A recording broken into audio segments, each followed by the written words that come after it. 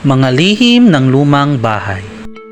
Sa isang malayo at tahimik na bayan, may isang lumang bahay na pinaniniwalaang pinagdarausan ng mga mahiwagang pangyayari. Maraming kwento ang bumabalot dito. Ngunit, ang pinakamadalas na ikwento ay tungkol sa isang batang lalaki na si Marco. In a distant and quiet town, there was an old house believed to be the site of mysterious events.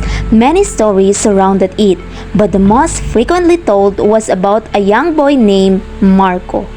Isang gabi, nagpasya si Marco na tuklasin ang bahay.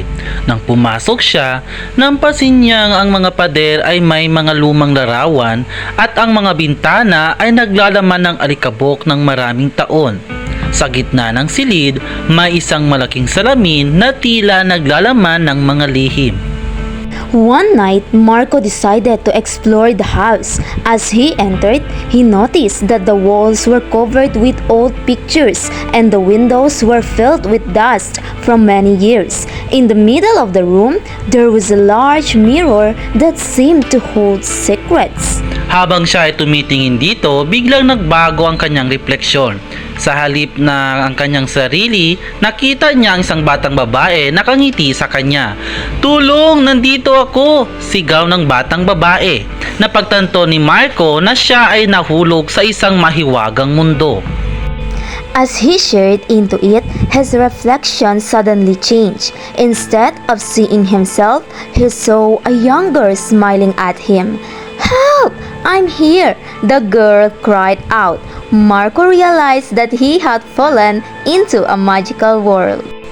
Ang batang babae, si Lila, ay nakulong sa salamin sa loob ng maraming taon. Tanging ang mga may mabuting puso ang kayang makalabas. Nagtulungan sila upang hanapin ang susi na makapagpalaya sa kanya. Sa kanilang paglalakbay, nakatagpo sila ng iba't ibang mga hamon at kalaban. Ngunit sa bawat pagsubok, natutunan nila ang kahalagahan ng pagkakaibigan at katatagan. The girl Lila had been trapped in the mirror for many years. Only those with pure hearts could help her escape. Together, they set out on a journey to find the key that would set her free. Along the way, they encountered various challenges and enemies. But with each trial, they learned the importance of friendship and resilience. Matapos ang ilang araw, nahanap nila ang susi sa loob ng isang lumang kahon. Dinala ito pabalik sa salamin. Nang buksan ni Marco ang salamin gamit ang susi, nagkaroon ng napakagandang liwanag at si Lila ay nakalabas na. Mula noon, naging matalik silang magkaibigan at nagpasya silang ibahagi ang kanilang kwento sa buong bayan. After several days, they found the key inside an old box.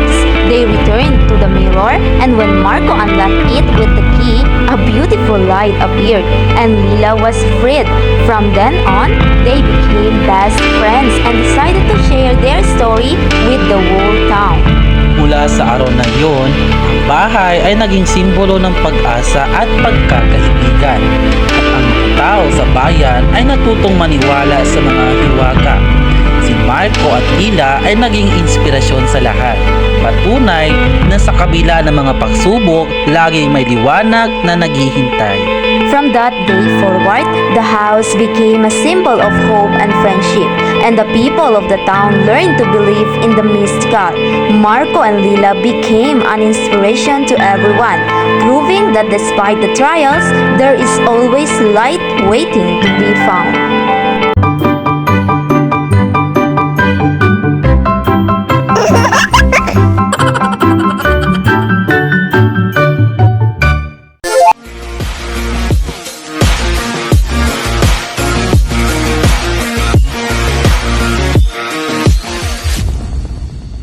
Bugtong-bugtong. Sa araw na hihimbing at sa gabi ay gising, asleep during the day and awake at night.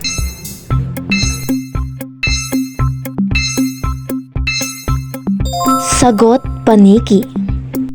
Maliit pa si kumpare na kaakyat na sa tore. Even when he was still young, my friend had already climbed the tower.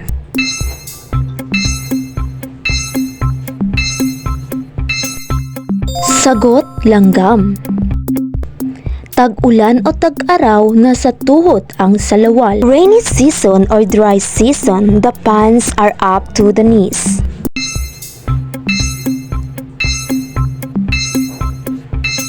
Sagot, manok.